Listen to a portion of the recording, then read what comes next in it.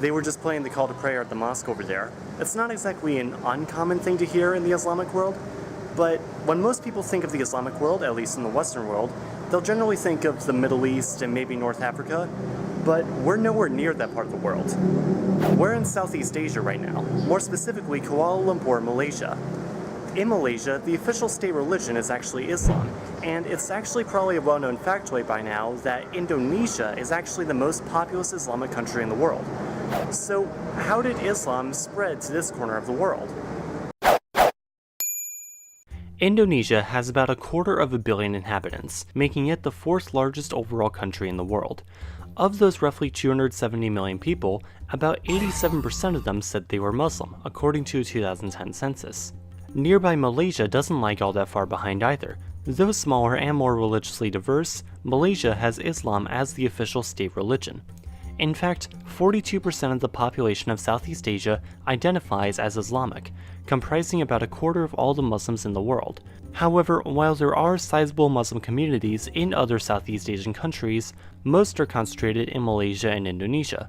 Also, small shout out to Brunei. So before I get carried away with repeating the intro over and over again, just how did Indonesia and Malaysia become so Islamic?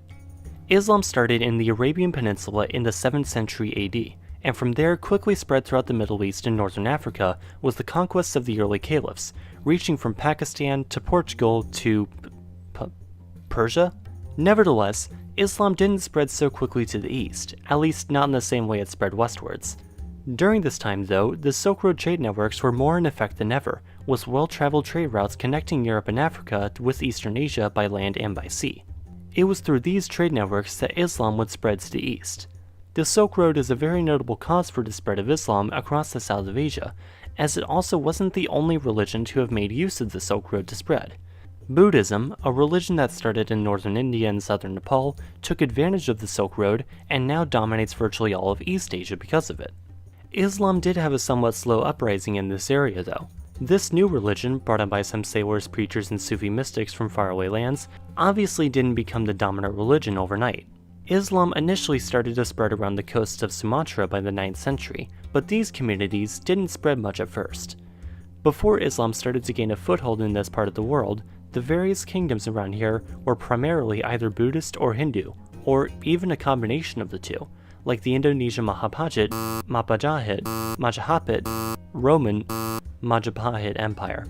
Matter of fact, the world's largest Buddhist temple, Borobudur, is located on the Indonesian island of Java, built during the 9th century AD under the Syaluntara dynasty.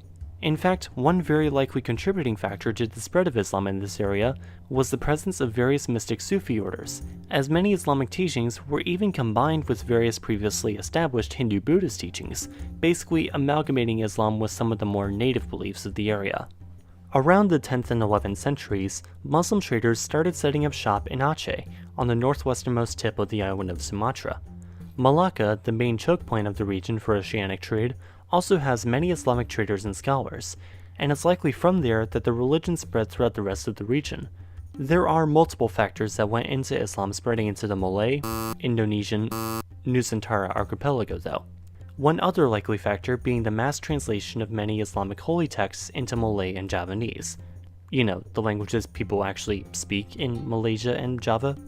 One more factor was the ruling classes embracing Islam, especially the rulers of Malacca, who started converting to Islam in the 15th century, which definitely wasn't unconsequential. That is definitely a bit late to be the one true source though, since Islam had already been prevalent in the region for several hundred years, with Marco Polo even going to states like Perlac and saying, "Yep, they're Islamic alright." So while Islam initially spread slowly amongst the local people, so too was this the case with the rulers of the area. In fact, the island of Java didn't get its first true sultan until 1641. So why is it important to talk about the spread of Islam into Southeast Asia? Or at least important enough for me to make a video about it?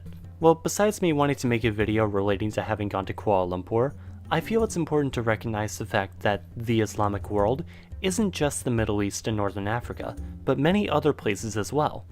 The country with the most Muslims is Indonesia, while the country with the second highest number is India. Also, the northernmost Islamic majority country in the world is Kazakhstan.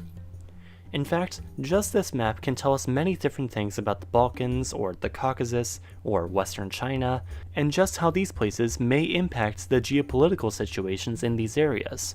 Religion plays a big role in daily life around the world, and has especially played a big role in world history, so just understanding what people believe and where they do so can help one understand the world in all different new ways, or at least tell people why they shouldn't expect to get many pork dumplings in Jakarta. Thank you as always for watching. If you want to see more videos like this, do consider liking, subscribing, and supporting KhAnubis on Patreon to help everyone learn something new every Sunday. Whether or not you can or want to support the channel though, I will still see you next week with a video from Singapore.